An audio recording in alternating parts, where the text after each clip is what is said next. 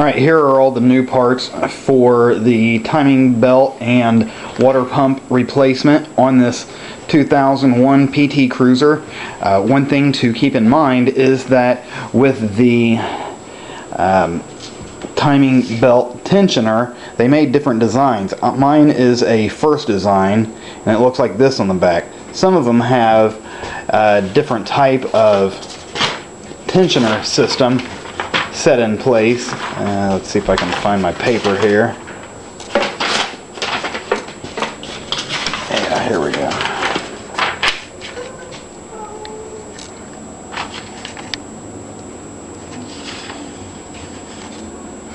See, some of them come with like a different type of pulley that helps apply tension to the timing belt.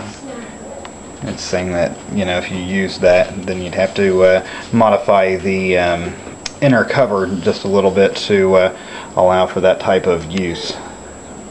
But I went with the OEM type, which is the one I have right here. And all I got to do is, after I bolt it in there, just pull that and then apply a little tension with the Allen head right there, just for good tension, so it'll spring on there, and then go across it, you know, rev the engine around 2 different times, and then apply pressure again, and then just check it again, just make sure your timing tabs stay all in line. Now this kit was nice. I had it shipped to my door. It was all sent to me for about $130. It comes with the water pump right here, which is what went bad on mine. See, the gasket came with it too. Mine was leaking underneath here at the weep hole. You can kind of see the weep hole a little bit where my thumb's at. Leaking right there. It's causing massive water leakage coming out underneath my car.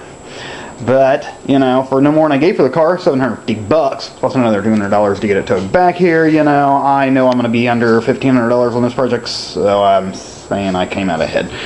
To keep this gasket in line, you know, when you put this on the engine, I mean, you could probably use a dab of silicone around it, you know, beat it inside there, or just use a little bit of lithium grease just to hold that on there, because it's just going to want to kind of come out of there. As you can see, it doesn't stay on there too easy, too good.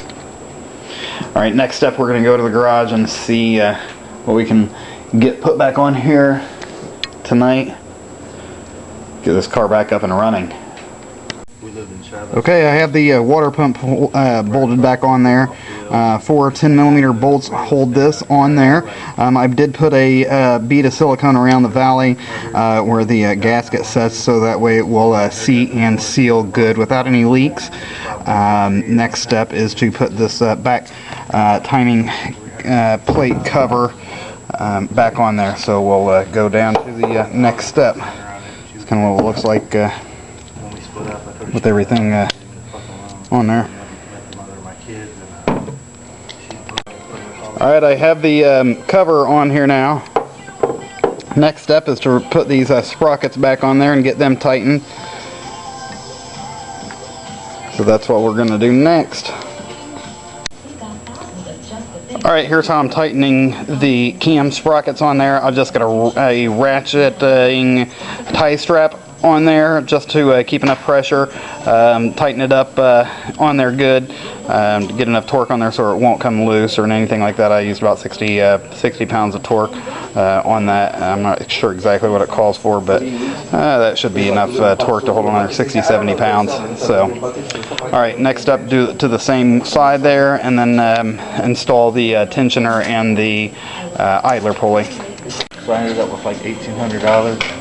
Alright, now I've got the cam sprockets back on there and tightened up, got the timing belt on, got the idler pulley on there, the tensioner, and already pulled the spring on it. I need to put this bracket on there. Already have the lower timing cover on there, and the mount that goes right down there. Let's see if you can see it. Right through there. That's all bolted back in there. Now I just got to bolt these on there with the 14mm bolts and drop the engine back in there and put the long bolt through that connects it. So let's move on to the next step. Alright, I got everything back together. Got the AC line on there. That back all plugged in there. The cruise control bracket in there. All the covers go on there before you finally bolt on the engine mount. Bolts going down through there. All the bolts going through to the mount through here. And the swing arm. Got the crankshaft pulley all torqued on there good. I still need to get a new serpentine belt, but I don't need that to run. I've already got the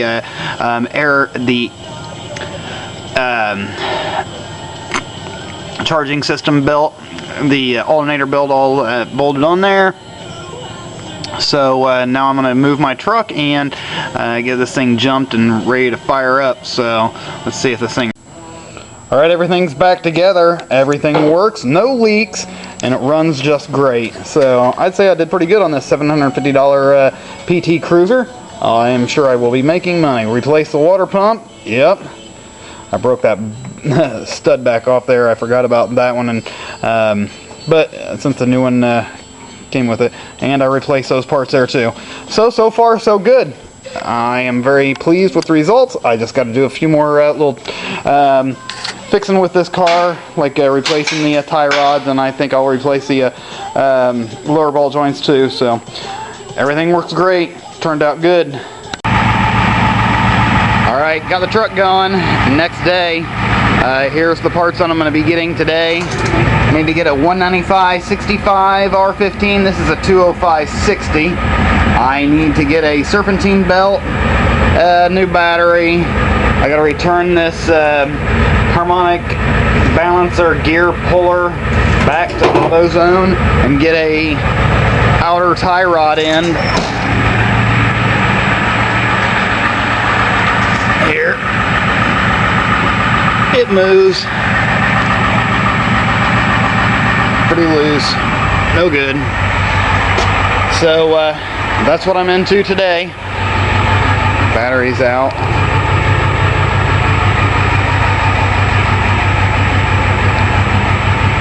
I also need to get a Watts link for the very back that connects the trailing arms to the back of the suspension back here. But I'm thinking I'm going to have to order that. I checked around online last night and didn't find any parts here locally that I can just go pick up today. So I'll probably just order that online. But I guess it's not necessarily that important. I want to see how this thing dries now that I got it all back together.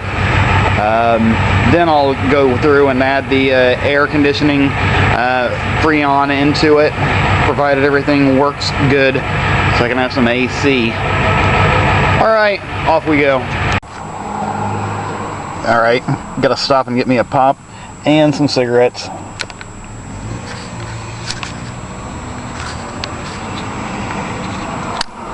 I got fired from Ellie. I don't know what the hell's going on over here, but looks like the cops got this lady here talking to her. She may have just been kicked out of her place. Alright, I'm at Cooper Tires, and I am getting my tire right next to the big old Paul Bunyan here in town. Yep, gotta get some parts today. Right now I'm getting the tire, 195/65. Alright, I just got out of AutoZone, got me some oil, a serpentine belt, some brake cleaner, an oil filter, and a tie rod end, enough just to get me going. Already got the tire right here.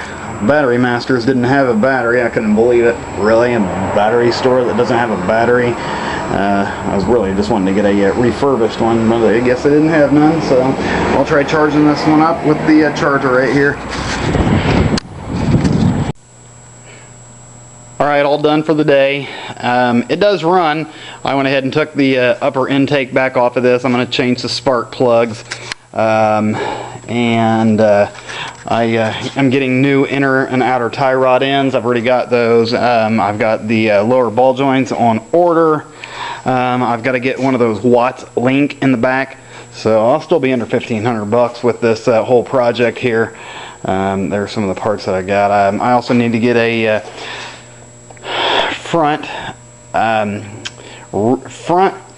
rear control arm bushing on the one side, on the passenger side. It kind of moves around a little bit, so still got a few more things left to do with it, but it won't be long now.